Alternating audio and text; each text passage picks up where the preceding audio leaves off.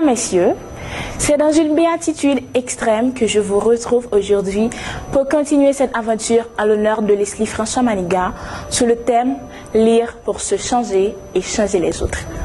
Avec vous, Sandrine Charles, une jeune passionnée de lecture.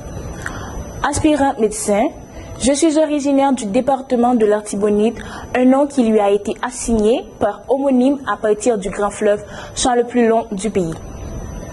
Assez souvent, on ne fait qu'assigner notre culture principale qui est le riz pour nous désigner. Mais laissez-moi vous présenter aujourd'hui nos sites touristiques, nos monuments historiques, nos statues ornant nos places et voire même nos sites religieux.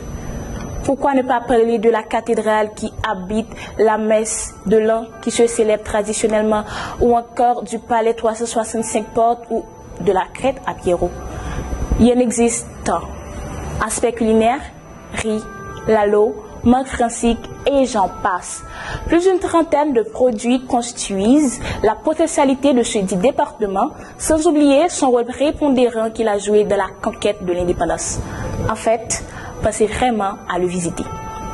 Alors, assez souvent, nous faisons involontairement face à des gens qui rendent nos vies difficiles ou malheureuses. Notre nature, mes chers téléspectateurs, façonne notre vie plus que tout cadre.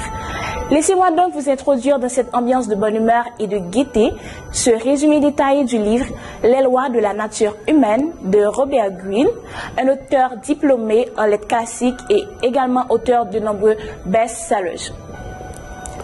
Alors, vous pouvez vous-même constater, mesdames, messieurs, comment notre tendance à nous comparer aux autres s'intensifie aujourd'hui.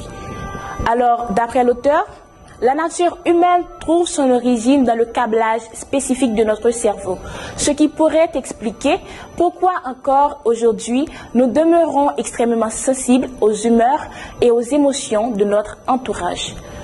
Loi de l'irrationalité, du narcissisme, du jeu de rôle et j'en passe. Plus de 18 évoqués par l'auteur qui font de nous des gens avisés et plus calmes face aux incrédules de la vie. Ces lois nous offrent des opportunités pour changer nos propres tendances négatives. Elles nous enseignent des bons leviers pour influencer et motiver les gens. Les lois de la nature humaine offrent des tactiques brillantes pour réussir, s'améliorer et se défendre. Alors, pour moi, il est un décodage du genre humain qui m'a appris à quel point les émotions peuvent dominer et font dévier les gens. Du coup, je me sens plus apte à utiliser et à cultiver correctement l'empathie pour mieux me connecter aux gens et acquérir du pouvoir social. Je vous convie grandement à le lire. D'ailleurs, par ce livre, vous devenez nettement plus meilleur, plus sûr de vous-même et vous essayez de décrypter le langage humain, ce qui vous donne la possibilité d'améliorer vos relations avec eux. Alors, lisez-le et vous allez voir comment ce petit bouquin peut vraiment vous donner une meilleure image de vous-même. Sujet tabou. Il préfère plutôt parler d'amour, il préfère parler de tout, sauf de la porte par laquelle les hommes voient le jour. Quelle est la valeur de la vie si la vie n'a pas de prix?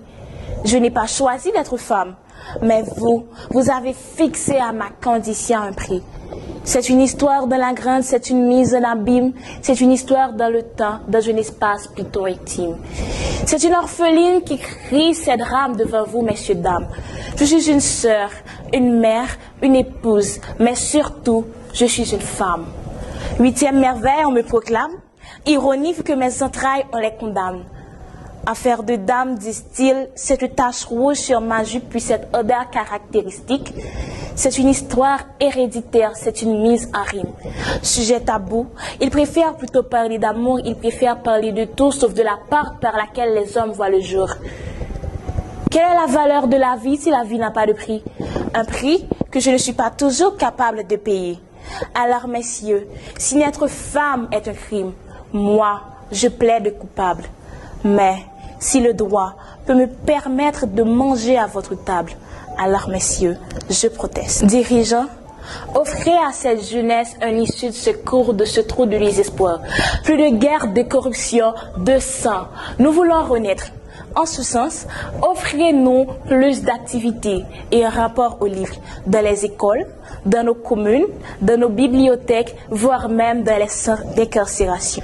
Je ne saurais terminer sans prendre du temps pour remercier le Regroupement national des étudiants haïtiens pour cette initiative ô combien louable qui nous permet de faire la promotion de la lecture des livres et vous inciter, vous jeunes, à vous y mettre également.